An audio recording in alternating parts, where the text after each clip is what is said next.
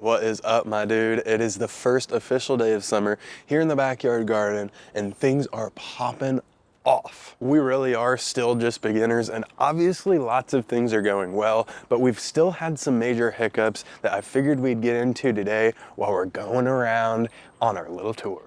Our big bed of garlic here is just doing awesome. We have 2 varieties of hardneck garlic, and we'll be pulling about 90 plants up this year. That's about double what we grew last year. I'm super stoked for it because garlic's something I use a ton of. It's not the cheapest thing to buy at the store, and overall, it's just a really badass plant to grow. It took It'll be about 9 months from when I put the cloves in the ground to when we pull them up. So it's one of those testaments to patience. Super bomb plant. And right next to the garlic here, we have 6 cannabis plants. I'm doing a soil test on 3 different soil blends and then have the other 3 plants in the tilth soil. I'm super stoked about this. Ohio just got legalized for recreational cannabis. So this is my first time really growing it with any kind of seriousness. So I'm really excited to see how it turns out. And it's like, what's up, dude? Getting closer to my food, getting closer to my smoke, all around pretty dope. I mean, literally dope, you know? This right here is our Honeycrisp apple tree, and man, has this thing been through some drama. Last year we were dealing with a big groundhog issue, and what we think happened was that the groundhog tried to climb up to eat the leaves and the apples that were on there and snapped the main trunk in half. So now we have this chaos of a tree. It sent up all these suckers because that's what they do when they get damaged that much. And there's no fruit on it this year. So once the fall comes around, we're gonna have to prune it back so we can get back to some sort of normalcy on this apple tree. Luckily, we don't have any groundhog issues this year. Hopefully we can get some friggin' apples next year. I don't know, maybe the year after, but we're in it for the long game. It's really cool to have an apple tree back here, and you know, screw groundhogs, dude. So this raspberry situation was a hiccup that I didn't really know was a hiccup. They came in super dense, and I thought that was super awesome, which it was. Tons of vegetation. I was like, oh, this is gonna be tons of fruit. No, dude, not tons of fruit. These freaking raspberries started getting this fungal disease because they were so packed in and crowded. There wasn't enough airflow. There wasn't enough sunlight getting through. So I just spent an hour yesterday, maybe 40 minutes, thinning all of it out so that more light could get in and we could hopefully get more fruit. This is our first year. Well, we planted these raspberry canes 3 years ago, so we thought this was going to be the year for a bunch of fruit. It has the most fruit on it, but I think that letting the raspberries get too thick and dense is probably going to hinder us and not optimize for fruit production this year. But it's all good, dude. We're learning. Super valuable lesson this year that I'm gonna be able to take with me forever and ever and ever. Yeah, so this big pile here is what I pulled out of the raspberries. And now that I'm down here looking, dude, there's quite a bit of fruit. Let's check it out. Fruit sets here, dude. There's all kinds of fruit sets in the middle. There's even fruit sets down this way. I pulled about a pint off of these guys yesterday. Hopefully we get a lot more. They're ever-bearing raspberries, so they should be fruiting all throughout the summer. So our big, taller than me stand of milkweed has just about done flowering. It's putting off the little silky seed pods that are really kind of awesome and edible. And I want to show you guys something really cool about this plant from when I picked it and ate some of it earlier in the year. A lot of people know that milkweed is important for native pollinators, but it's also been an important food source for indigenous people living here in our country. Earlier in the year, I snapped this milkweed stem in half, and what it's done is actually sent up double the amount of food.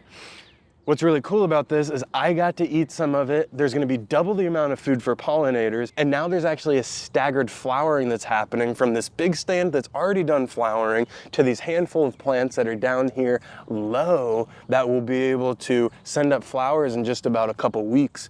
So all the pollinators will be getting a staggered amount of food, and I could be eating off of it too. So right there, buddy, that's a perfect example of why humans are so important on this freaking landscape. Hey dude, I'm over here. Another big issue we're having is that this whole area in front of me gets super shaded out for a majority of the day by these giant trees that are behind me, entangled with our freaking telephone wires.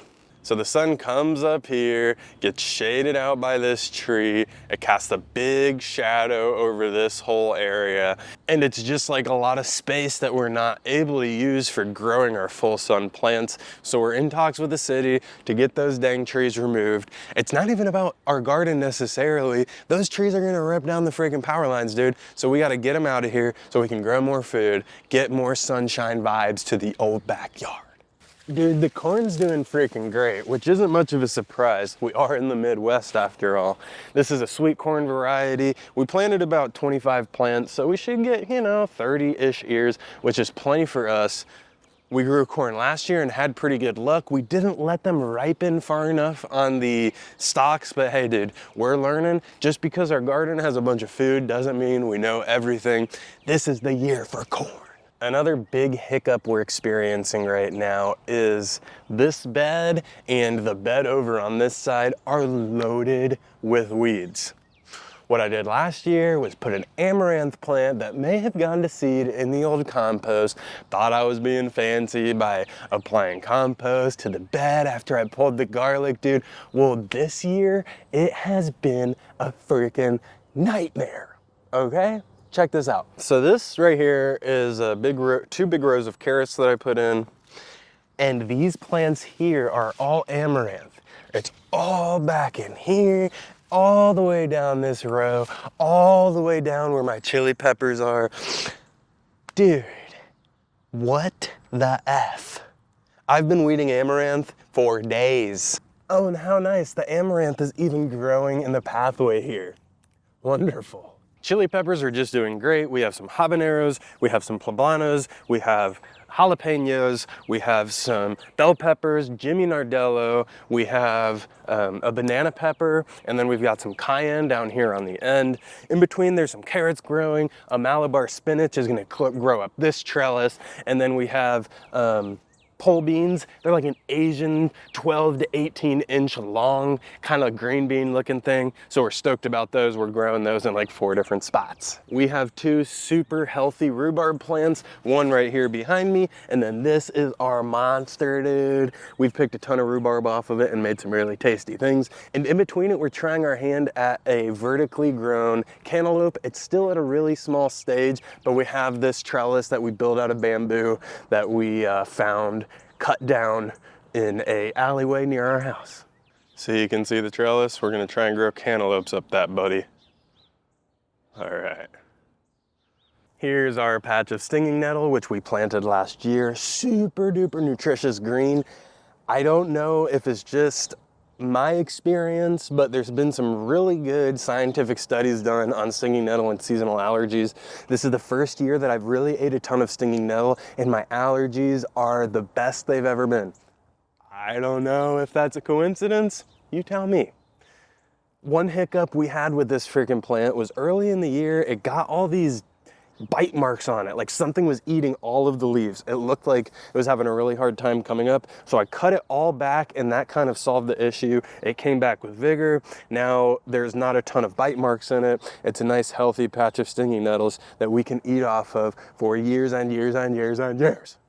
Just down the row here is our black currant bush. It put off about 2 cups of black currants this year, and I was struggling with freaking something eating the leaves earlier in the year too. I think it was aphids. I did a bunch of neem oil. You can still see there's some leaf damage on here from earlier in the year, but it came through, it produced its fruit. Nothing really was affected.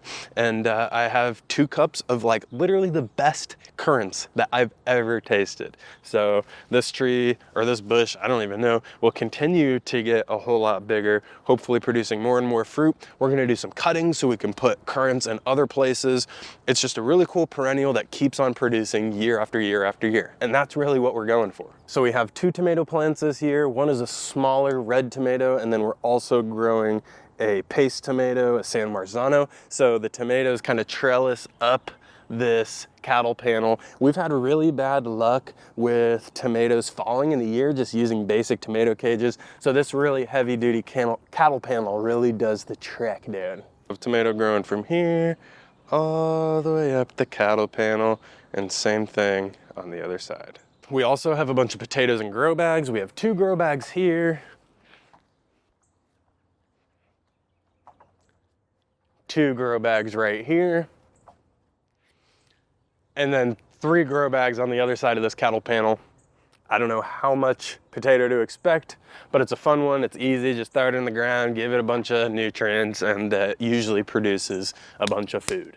These sunflowers behind me are totally epic. They've got to be pushing like 10 to 12 feet at this point. And we didn't even plant these. These are self-seeded from last year. We had sunflowers here. We just let a couple of the seed heads stay. They're like, you know, natural bird feeders. When the seeds come in, the seeds drop. And here we are, dude, with a bunch of sunflowers, just shading out this general area, providing a bunch of sunshine and beautiful little blooms up there. Tons of bees and bugs on it this morning already. Dude, just look how big they are. Look at that one. Whew. So it might be kind of tough to see, but I was given a maypop or passion flower plant from my friend Valerie. She grows them from seed.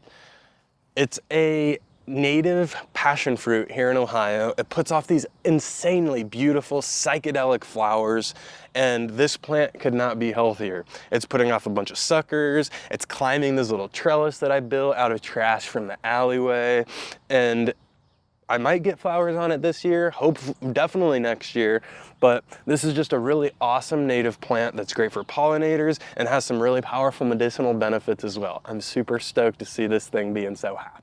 This is one of the plants that I'm actually most excited about. This is Galium triflorum. It's a native cleaver or bedstraw here in Ohio. It's related to that plant that like sticks to you in your yard that grows everywhere.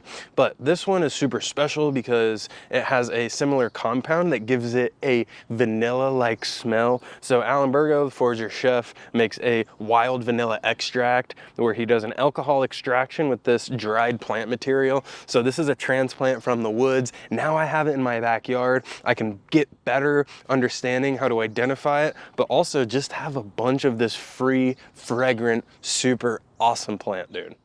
Now let's move to the last hiccup and the last plant we're gonna talk about, even though there's a whole lot more in this garden. This garden tour could last over an hour, it seems. So this is one of our elderberries, and we actually have 3 growing along this row, but this is the one that I had the best feeling about that just isn't doing what I thought it would. It put off a ton of these pretty white flower clusters, and I thought we would have a ton of fruit, but now that it's starting to set fruit, it's just like super scant, like only maybe 5 or 10% of the flowers became a berry, which all of them should. So I don't really know why this is happening. I mean, it's still great to have back here for pollinators and such, but dude, I wanted to make some elderberry syrup with my own freaking berries. So I don't know what's up with that. If any of you guys know what could be going on with this elderberry, please let me know, dude, because I just want some freaking elderberry syrup, all right? So kind of a hiccup, kind of not. Still exciting to have this plant growing back here. It's a whole lot bigger than what it was last year, so that's cool, but I was really hoping for some berries. Luckily, I know some good spots, some wild places around the neighborhood that I'll be able to get plenty for syrup this year. Well, hey dude, thanks a whole lot for being here. There's still more plants that I could have talked about. Maybe I'll save it for another day. If you're digging these videos, let me know down in the comments. And if you're digging the vibes, like and subscribe, dude. I would love to see you again. Thanks a whole bunch for being here, and until next time, happy cooking.